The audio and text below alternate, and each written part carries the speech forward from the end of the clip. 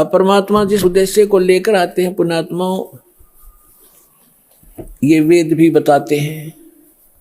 ऋग्वेद मंडल number 9 सूक्त 86 मंत्र 26 और 27 में, ऋग्वेद मंडल नंबर 9 सूक्त 82 मंत्र 1 2 3 में, ऋग्वेद मंडल नंबर 9 सूक्त 54 मंत्र 3 में, ऋग्वेद मंडल नंबर 9 सूक्त 20 मंत्र 1 में, ऋग्वेद मंडल नंबर 9 सूक्त 1 मंत्र 8 और 9 में, ऋग्वेद मंडल नंबर 9 सूक्त 96 के मंत्र 16 से 20 में, ऋग्वेद मंडल नंबर 9 सूक्त 94 के 1 में, ऋग्वेद मंडल नंबर 9 सूक्त 95 के मंत्र 2 में, और भी अनेक स्थानों पर ये प्रमाण है कि वो परमात्मा सतलोक में रहता, अमरलोक में, और वहां मनुष्य के समान, राजा के समान है, मनुष्य सदृश्य है, वहां से सह शरीर आता है, बिजली जैसी गति से आता है, अच्छी आत्माओं को मिलते हैं जो दृढ़ भक्त होते हैं और उनको ज्ञान सुनाते हैं।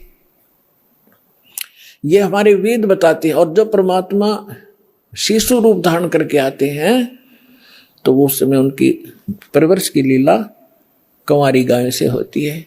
और यही संत बताते हैं, यही हमारे ग्रंथ बताते हैं। तो परमात्मा को पहचानने में अब देर नहीं लगेगी। अब आगे बताते हैं, अब जिस उद्देश्य से परमात्मा आते हैं कि वो अपना ज्ञान सुनाते हैं, अध्यात्म ज्ञान, यथार्थ ज्ञान भगवान ही सुनाते हैं, और कवियों की तरह आचरण करते हैं, लोकोक्तियों के माध्यम से और दोहाओं के माध्यम से, दोहावलियों के माध्यम से वो अपना ज्ञान महिमा प्रचार करते हैं, जिस कारण से वो एक प्रसिद्ध कवि भी कहलाते हैं। तो पुण्यात्माओं, जिस लाल को हमने पत्थर जान के कूड़े में डाल रखा था, अब संभालो इसको, धनी हो जाओगे। अध्यात्म मार्ग के भी और भौतिक सुख भी यही दे सकता है, दूसरा इस पृथ्वी पर आपको देने वाला नहीं।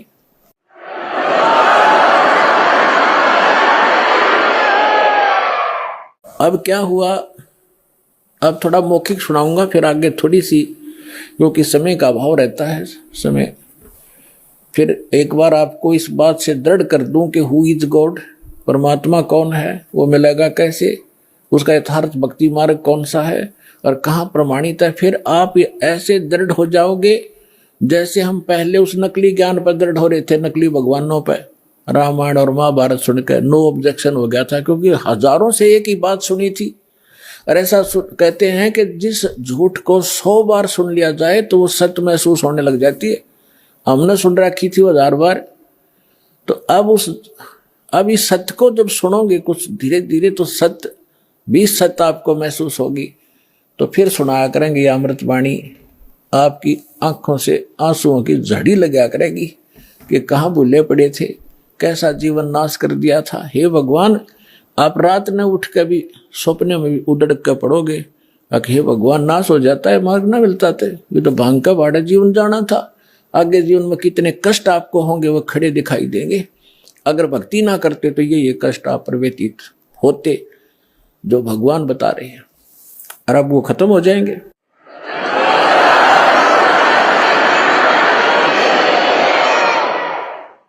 अब क्या बताते हैं कि फिर काजी आगे लड़के का नाम रखने के लिए कुरान शरीफ ले आए। काजी आए कुरान ले, धर लड़के का नाम, अक्सर अक्सर मैं फुरा धन कबीर बल जाऊं मैं। शकल कुरान कबीर है, हरफ लिखे जो लेख, काशी के काजी कहें या गई दीन की टेक।